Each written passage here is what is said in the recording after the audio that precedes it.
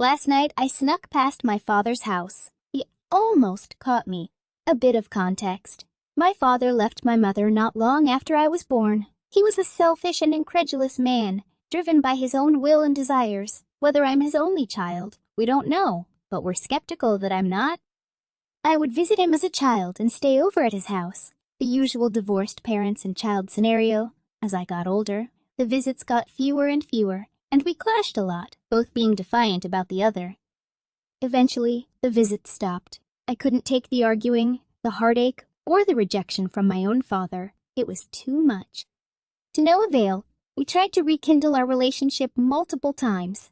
It only caused more heartache and pain, and gradually we drifted apart. He knows nothing about me now that I'm in my 20s, and I'd like to keep it that way.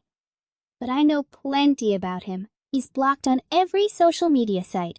Any form of contact has been severed by me. But every now and then I get curious. I want to see what he's up to. So I started making stops by his house.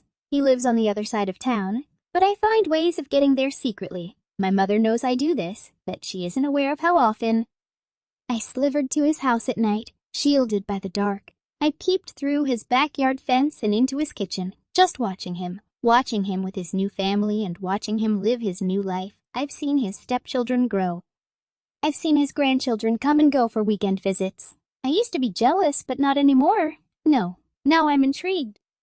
I like to tease my father about the daughter that he forgot and moved on from. I place little reminders of me in his backyard, next to his back door. A childhood toy, an item of clothing, something that makes his heart swell and his mind ache. A little reminder that I still exist, despite his lack of contact with me.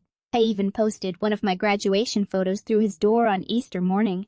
Now that took some balls. But lately, I've become addicted to visiting his house after dark. It's like I can't get enough of watching his life unfold through his kitchen window. I gaze and I stare through the little cracks in his fence, watching his and his family's every move.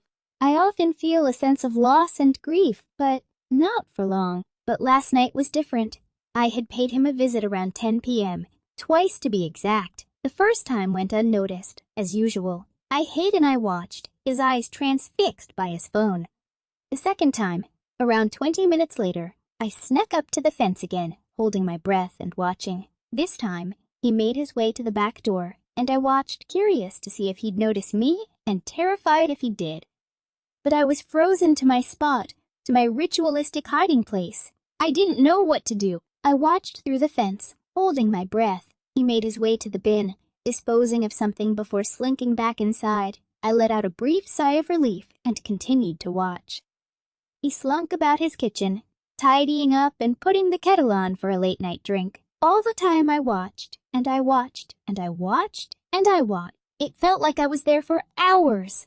I watched as the light went out and figured he must have made his way upstairs. I then had a sudden idea, a longing feeling to go inside and be with him. So I snuck into his backyard, quiet and stealthy. He didn't know I was there. Nobody did. I heard a baby's cry come from upstairs, and I watched eagerly from below as a light went on. I saw a silhouette make their way to what must have been the baby's crib. Then another light came on, the landing light, and soon the kitchen light followed. I dove beneath the kitchen window, anxiety swirling through my veins, my heart pummeling my chest. I could hear the clatter of dishes as someone prepared a bottle for the baby, whom I presumed to be the youngest grandchild. The noise then stopped, and I heard footsteps leading away from the kitchen, but the light stayed on. Curiosity overcame me, and I looked through the kitchen window, dying to catch a closer glimpse of his other life, the life he had left me and my mother for, the life he had disregarded me for. I took in the surroundings and saw the glitz and glam of what I guessed to be his new kitchen, and anger swirled inside of me. Me and my mother have never been very well off, so to see his glamorous life, even if it only involved a kitchen, upset me. Our house was a shambles, falling apart, whereas his house was pristine and new. I stood gawking through the window for what seemed like a decade before I could hear footsteps coming down the stairs again. I waited until the last minute to duck beneath the window, managing to catch a small glimpse of my father, now aged and tired. He looked terrible, nothing at all like the man I had cut contact with. I waited and waited and waited. all the while holding my breath like my life depended on it. After what seemed like a century, the kitchen light flickered and then went out. Unusual, given that it was a new kitchen. I took this as an opportunity to peep through the window once more, even though I hadn't heard retreating footsteps. I raised my head so that my eyes could see over the windowsill. I watched him through the darkness. I felt lost and sad. All I ever wanted was to be loved by him. Unknowingly, I stretched my hand up to the window, silently pressing my palm against the glass. I just wanted to be closer to him. I wanted a dad. My dad. I heard a gasp and a clatter as he must have seen me. Rushed footsteps echoed towards the back door, and by then I knew I had been caught. But what did it matter anymore? I was about to see my dad. He threw open his back door and stood on the doorstep, bewildered and afraid. I stood before him, but he couldn't see me. He couldn't see anything. His confusion and fear made me smile a little, a small revenge for all the heartache he had caused me as a child. A breeze passed through the yard. He shivered before turning away, locking the door and retreating upstairs, back to his new family.